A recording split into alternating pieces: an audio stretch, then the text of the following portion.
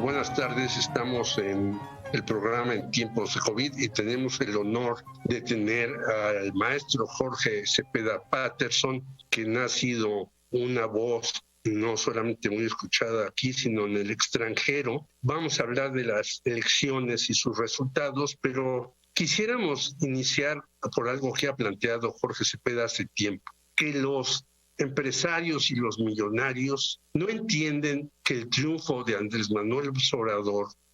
fue un triunfo que a ellos les beneficia, porque lejos de ir perdiendo dinero han ganado, y lejos de tener un país convulso o problemático como en Perú, pues ellos están tan campantes, y vemos que el señor Germán Larrea gana 164% más que el año pasado. ¿Por qué entonces esa inquina de estos millonarios, maestro Cepeda Patterson, contra alguien que pues no los está agrediendo terriblemente, sino le está permitiendo hacer sus negocios de una mejor manera? Buenas tardes, ¿qué tal? Los negocios que esta élite hace tiene que ver más con la inercia, con los enormes márgenes extraordinarios de utilidad con la que operan, y eso básicamente no ha cambiado. A algunos les ha ido mejor incluso en las crisis, como suele suceder con los peces gordos, pero no lo atribuyen a López Obrador, y más bien el temor de ellos es que los planteamientos de una intención de cambio de régimen, como se ha planteado a sí mismo el movimiento obradorista con una cuarta transformación, de alguna manera el temor de ellos es que se pongan en riesgo muchos de los privilegios y prebendas que han ido acumulando a lo largo de los años, aunque en realidad no haya sucedido así en lo que va del sexenio, más allá de obligarlos a pagar los impuestos que debían al fisco y cerrarles las vías para la evasión, o una mejoría en el salario, en los salarios mínimos y en las condiciones sindicales que ha favorecido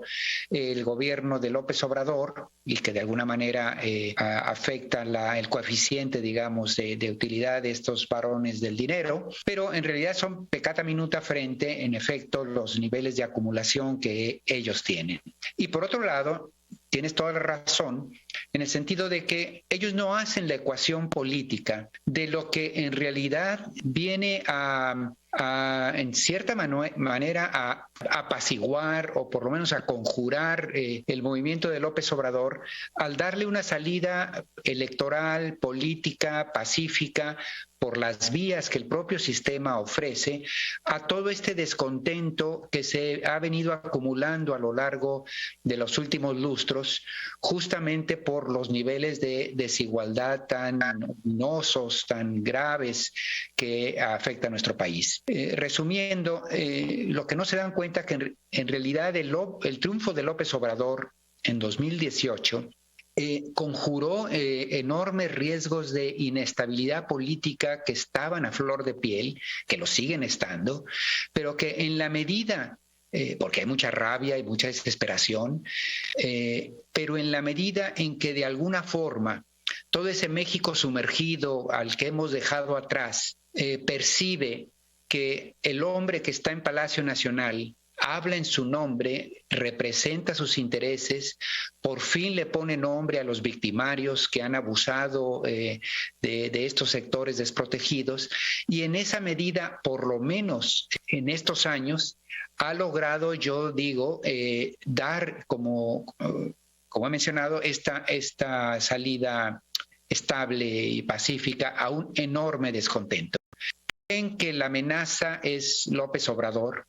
y no se dan cuenta que la verdadera amenaza es la inconformidad que llevó a López Obrador a Palacio Nacional, y que si no estuviera él ahí, se estaría expresando en las calles o de peor manera. Pero bueno, los señores del dinero parece que no entienden. Pero por otro lado, el maestro Cepeda Patterson también ha insistido en que, como muchos otros, creo, en que el señor López Obrador no debería de ser tan rijoso. Algunos miembros incluso de El Chamuco dicen, pues ya que López Obrador le baje y que no esté atacando a fulano, a satano, a mengano y a perengano, sino que trate de ir más terso adelante. No ha sido así, y en la mañanera del 8 y el 9, nuevamente López Obrador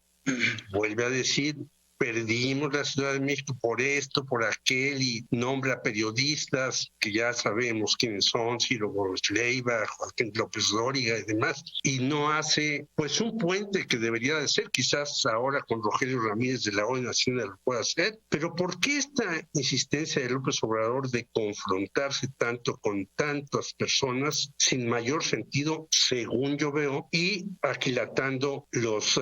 importantes escritos que tú has hecho, mi querido tocayo? Sí, siempre será un enigma descifrar a López Obrador y sus acciones, en particular esta, que incluso entra en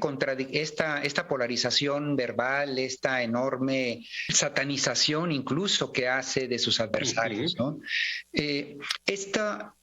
Una explicación podría ser casi hasta un rasgo de personalidad. Uno diría, bueno, es un opositor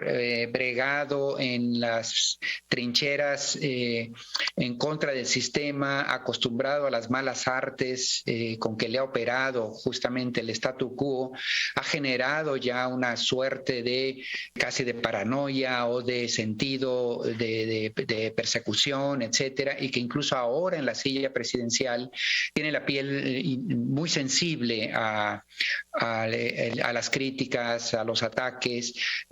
a los riesgos de que detrás haya un complot más grave, etcétera, y eso lo lleva, digamos, a tener en la punta de la lengua siempre el pleito verbal, ¿no? Esa podría ser una explicación.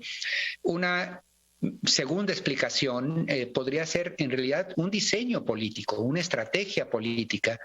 en el sentido de que la inconformidad de la que hablaba yo antes difícilmente ha sido respondida con factores de cambio sustantivos que pudiesen resolver los agravios del México oprimido. Entre otras cosas porque ni un milagro lo habría logrado. Vivimos en una sociedad de consumo muy desigual. Muy desigual, con problemas estructurales, etcétera. Lo poco que haya avanzado López Obrador, incluso en mejorar el poder adquisitivo de los de abajo, en cierta manera se lo consumió la pandemia y la crisis económica que vino con ella. En lo sustantivo, pues, son sectores mayoritarios agraviados que no han tenido todavía una respuesta,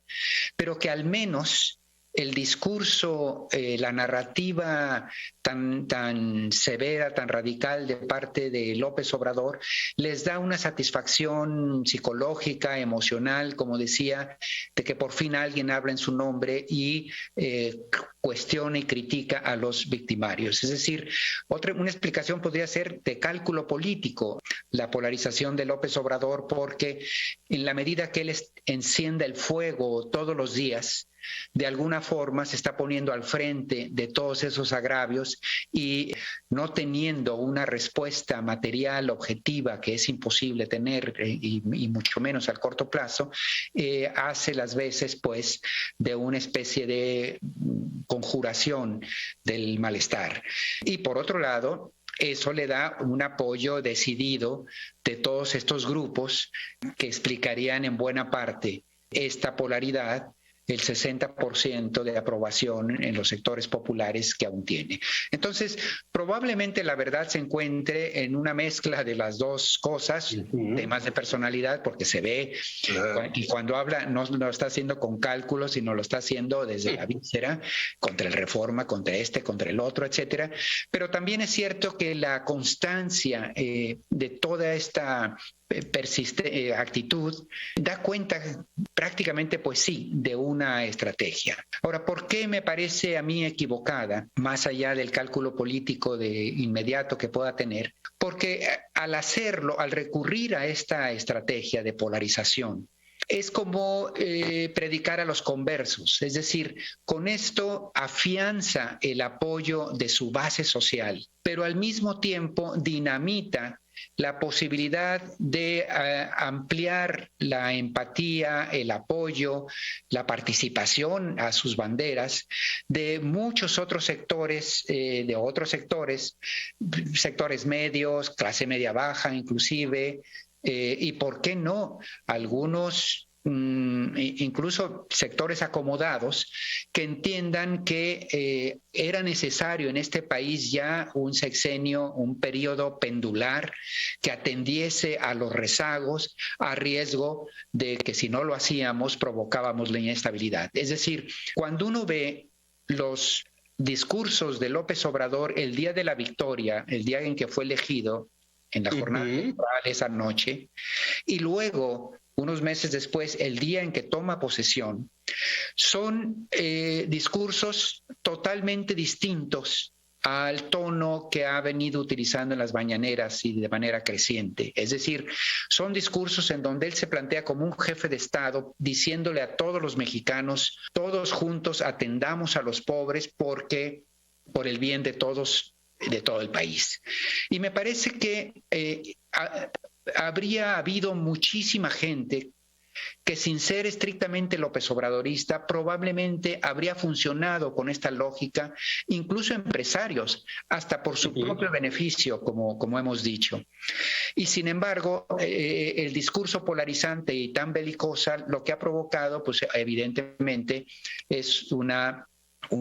abismo que se ha venido abriendo entre los duros,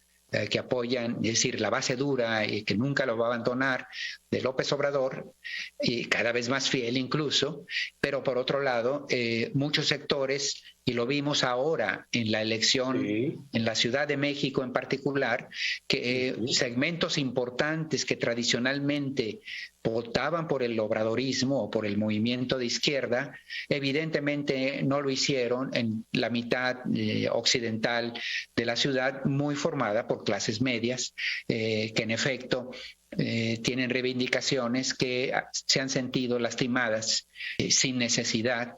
por este discurso tan particular, tan de clase social, en este caso popular, de López Obrador, no como jefe de Estado, sino como líder de un movimiento ideológico y de una facción política. Una cosa que me llamó la atención el miércoles 9 es que salieran Gustavo Madero primero y Javier Corral después, y ambos a decir: no nos engañemos, no ganamos, no hemos derrotado a Morena, al contrario, Morena ganó más. Y hasta el momento pues lleva 11 gubernaturas de las 15. ¿Por qué esta reflexión de estos dos personajes en un momento o horas después de que los tres presidentes del PRI, del PAN y del PRD dicen: ganamos, derrotamos a un monstruo, dice Zambrano, y vamos adelante hasta el 24, donde venceremos? ¿A qué se deben esas contradicciones, profesor Cepeda Patterson? Bueno, de entrada es muchísimo más, es complejo determinar ganadores y perdedores porque hubo muchos frentes abiertos, evidentemente. Y lo típico en México y prácticamente en cualquier país es que las partes en disputa tratan de ganar la batalla que empieza al terminar las elecciones, lo que los anglosajones llaman el spin. Tratan de ganar la narrativa, digamos, una palabra ya demasiado usada, pero que en efecto todo mundo quiere pasar frente a sus clientelas como victoriosos. Y como fue una elección compleja, como decía, con tantos frentes, pues cada quien puede seleccionar los datos que más le convengan para presumir, ¿no? Y lo ha hecho también el propio López Obrador, evidentemente. Si uno suma las partes y todos se declaran victoriosos, evidentemente algo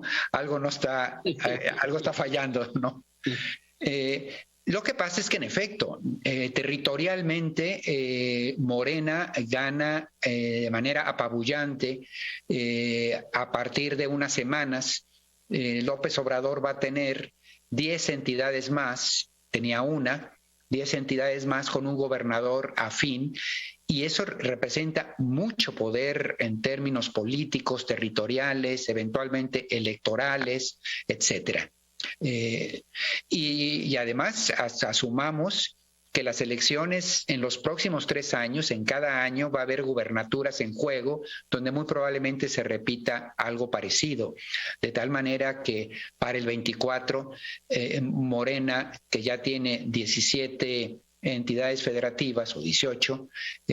seguramente terminará peinando o pintando en buena medida el territorio de su color. Dicho lo anterior, es muy preocupante lo que ya hablábamos de la Ciudad de México,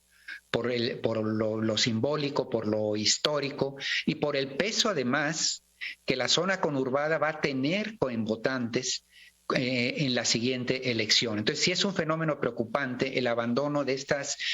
clientelas que sufragaban en beneficio del obradorismo hasta antes, pues, ¿no? Entonces, hay victorias y derrotas, y en el Congreso, por más que se le trate de ver la cara positiva, por supuesto que salió bastante afectada la posición de Morena. Lo digo rápido para no extendernos. Morena antes tenía 252, 253 diputados, es decir, Morena solo bastaba para tener la mayoría, el 50% más 1, para aprobar sus presupuestos y leyes secundarias.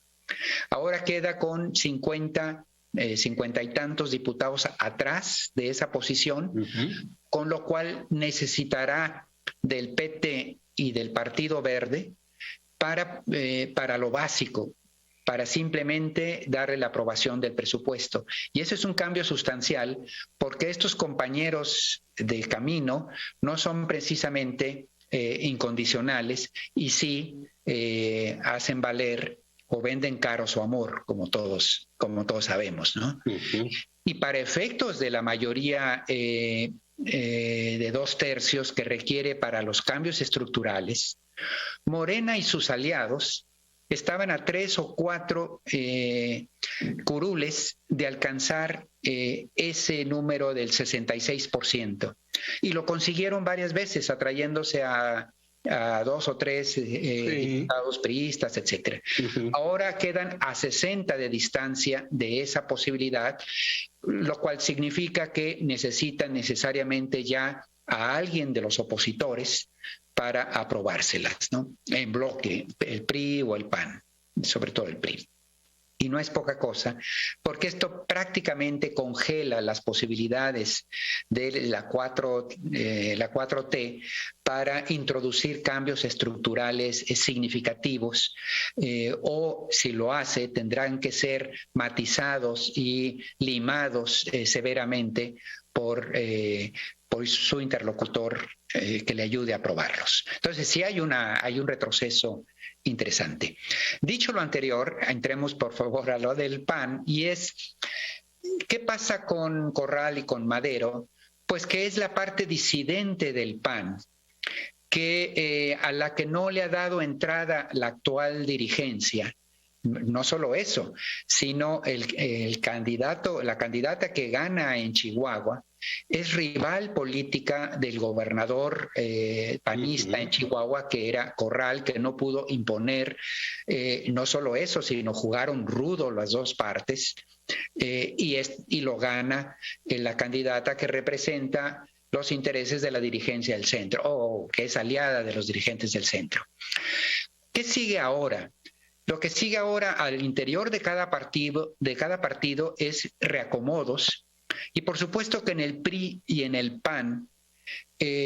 los directivos están diciendo que les fue de maravilla. Sus rivales dentro del partido están diciendo que fue desastroso. Aunque sean panistas, y en teoría les convendría decir que le fue bien al PAN, lo que no quieren es la reelección, la mantención de esas dirigencias que les son rivales. Y entonces se pasan yo diría incluso al otro lado, para decir no nos hagamos, al PAN a la alianza le fue fatal y esto es consecuencia del desempeño de ti, de dirigente del PAN, y te tienes que hacer a un lado para que abras el juego a nosotros, ¿no? En plata pura, eso es lo que está sucediendo de parte de los dos panistas, que evidentemente pues sí han echado fuego amigo.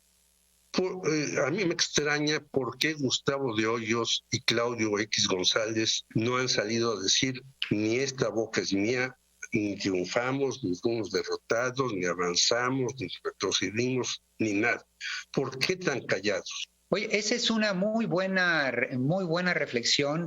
No había caído en cuenta tan. Quizás sientan que es el momento de los partidos, y por otro lado habrá que hacer una reflexión larga sobre el PRI,